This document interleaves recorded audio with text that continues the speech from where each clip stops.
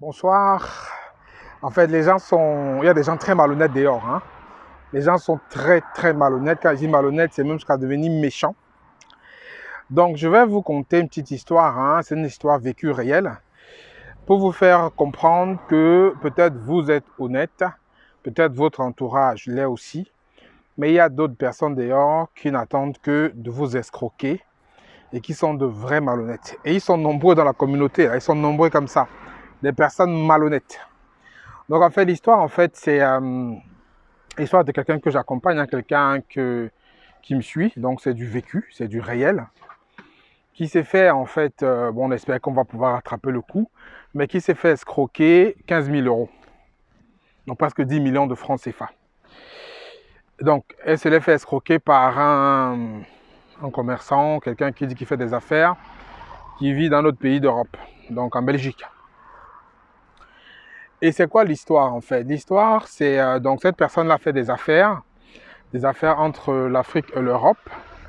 Et ces affaires, elle les fait depuis des années, ça se passe plutôt correctement. Elle achète des produits ici en Occident, qu'elle envoie en Afrique, et ça se passe comme ça. Elle achète dans différents pays, que ce soit la Belgique, l'Allemagne, la France, et après elle les regroupe et elle les envoie dans le pays d'Afrique après pour vendre. Donc, généralement, comment elle procède? Généralement, elle envoie ses produits, elle envoie l'argent des gens qui sont dans ces pays-là, qui achètent ça pour elle. Et après, elle va juste là-bas, elle regroupe et elle ramène dans un seul endroit. Elle met dans un conteneur qu'après elle expédie et elle vend sur place. Cette fois-ci, en fait, il y a une dame qui l'a appelée d'un pays d'Afrique, le pays où elle envoie souvent ses équipements, qui lui a dit, moi j'ai une super opportunité. Si tu fais venir tel produit, moi je vais te l'acheter à tel prix. Et je connais quelqu'un qui est dans un pays d'Europe qui va t'aider à acheter ça à un super prix pour que derrière tu puisses venir me les vendre rapidement et je vais acheter. Donc, elle étant emballée par l'opportunité, emballée par la perspective de gagner beaucoup d'argent par rapport à cette opération qu'elle allait faire, elle a donc pris l'argent, elle a envoyé à cette personne qu'on lui a recommandé, qu'elle n'avait jamais vue. Elle ne savait pas qui c'était, elle ne savait pas ce qu'il faisait. On lui a donné un numéro et le monsieur a envoyé quelqu'un par voiture qui faisait la ligne entre deux villes, récupérer le cash et venir lui donner. Et je vous assure qu'elle a fait. Hein, donc, elle a fait parce qu'elle avait l'habitude de le faire, ça se passait bien. Mais cette fois-ci, elle a fait et elle s'est fait vraiment avoir. Donc, ce qui s'est passé, c'est quoi? C'est que le monsieur a donc récupéré l'argent pour pouvoir mettre à disposition la marchandise qu'elle devait ensuite vendre à son contact dans le pays d'Afrique qu'il avait recommandé à cette personne-là. Mais dès que la personne a eu l'argent, c'est-à-dire avant que la personne n'ait l'argent déjà, la personne l'appelait tout le temps, c'était cordial, il rigolait et tout ça. Dès que la personne a eu l'argent, c'est là où les problèmes ont commencé en fait. Les vrais problèmes ont commencé. La personne ne répondait plus au téléphone. La personne a d'abord sorti une histoire comme il a eu le Covid et il ne peut plus sortir de chez lui parce que le Covid, on reste 7 jours à la maison, on ne sort pas. La personne a sorti tellement de raisons pour faire retarder, en fait, tellement de raisons pour ne pas fournir la marchandise qu'on lui a demandé. Et ma personne, en fait, que je suis, lui a m'appelé pour dire que moi, je suis au point de chargement. Et c'est toi qui me bloques parce que je n'attends que ce que je t'ai commandé pour charger et que ça parte. Donc, c'est toi qui me bloques et depuis, tu empêches que mon commerce tourne. Et la personne a dit non, je vais te rembourser, je ne peux plus fournir, je vais te rembourser. Et ça fait presque 3 semaines aujourd'hui, il n'y a rien. La personne ne répond plus aux messages. La personne ne répond plus au WhatsApp. La personne, en fait, est connectée, on appelle, tout ça, machin, il n'y a rien qui se passe. Et aujourd'hui, comme on dit, nous prions seulement pour qu'il puisse rembourser.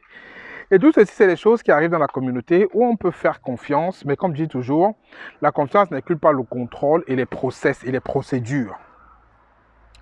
Aujourd'hui, la personne dont je parle qui a vécu cette histoire, surtout dans cette histoire, parce que je pense, je ne vais pas remettre en cause sa façon de faire les affaires, hein, ça c'est pas le but, mais je pense quand même que la personne n'a pas respecté certains critères de base du business.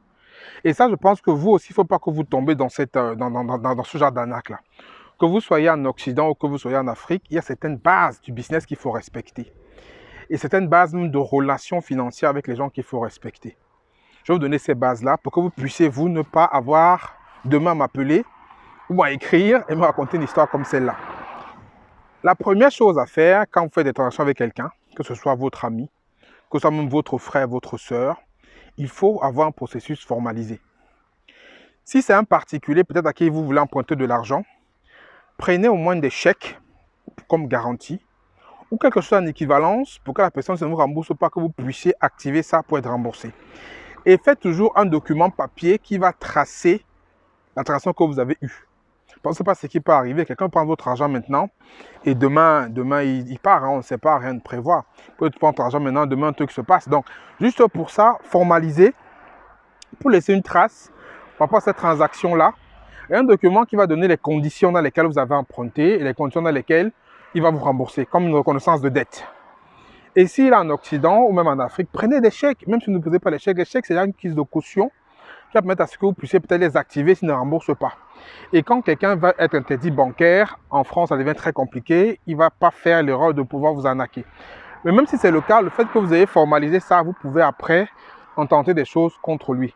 Et si vous avez un élément que vous pouvez peut-être pousser devant, comme on dit, pour vous rembourser, faites-le. Deuxième point, quand vous traitez avec quelqu'un qui dit qu'il a une entreprise, qui dit qu'il est un professionnel, avant de faire une transaction avec lui, même si c'est que transaction, il faut toujours que ce soit tracé. Privilégiez les virements bancaires. Privilégiez toujours de faire des actions après avoir reçu une facture. Et la facture, en fait, il faut que vous l'ayez reçue. Ou si vous payez en avance, il faut une facture d'acompte ou un reçu.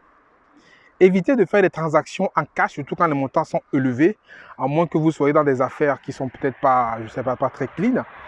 Mais faites tout pour qu'il y ait des traces et pour que vous puissiez après par la suite, si la personne ne remplit pas le contrat que vous avez signé avec lui via une facture ou une demande de prestation, que vous puissiez vous retourner. Donc ça, c'est deux choses basiques simples que vous devez formaliser avant de faire des transferts avec quelqu'un. Parce que derrière, il y a beaucoup de malhonnêtes dehors. Beaucoup de malhonnêtes. Peut-être vous êtes honnête, peut-être moi je me sens que je ne suis pas malhonnête, peut-être votre entourage est honnête, mais il y a beaucoup de personnes dehors ici qui n'attendent que avoir votre argent entre ses mains et vous escroquer. Il prendra votre argent et c'est avec ça qu'il va dire qu'il est devenu riche, milliardaire, tout ça, avec l'argent qu'il a volé des autres et l'argent qu'il a escroqué. Donc ils sont nombreux dehors, donc faites très attention. Quand vous faites une transaction financière avec un particulier ou une entreprise, respectez à minima les deux choses que je vous ai dites pour éviter de vous faire arnaquer. Donc moi je demande maintenant, vous à la place de la personne qui a vécu cette situation, où aujourd'hui son entreprise ne tourne pas parce qu'elle a quand même 15 000 € qui sont bloqués dans les mains de quelqu'un, la personne ne répond pas, la personne a complètement porté disparu, la personne aujourd'hui l'ignore complètement, mais elle n'a aucun document, aucune trace pour pouvoir intenter quelque chose contre cette personne-là.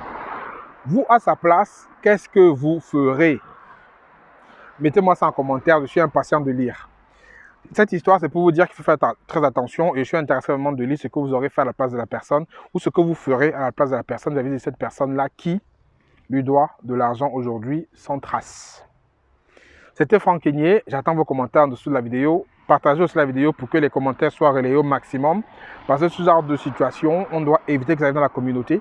Et il faut sensibiliser les gens par rapport aux transactions financières qu'ils font avec des entreprises ou des particuliers. Sinon, ils risquent de se faire vraiment arnaquer. Je vous dis à très bientôt. J'attends vos commentaires. Ciao, ciao.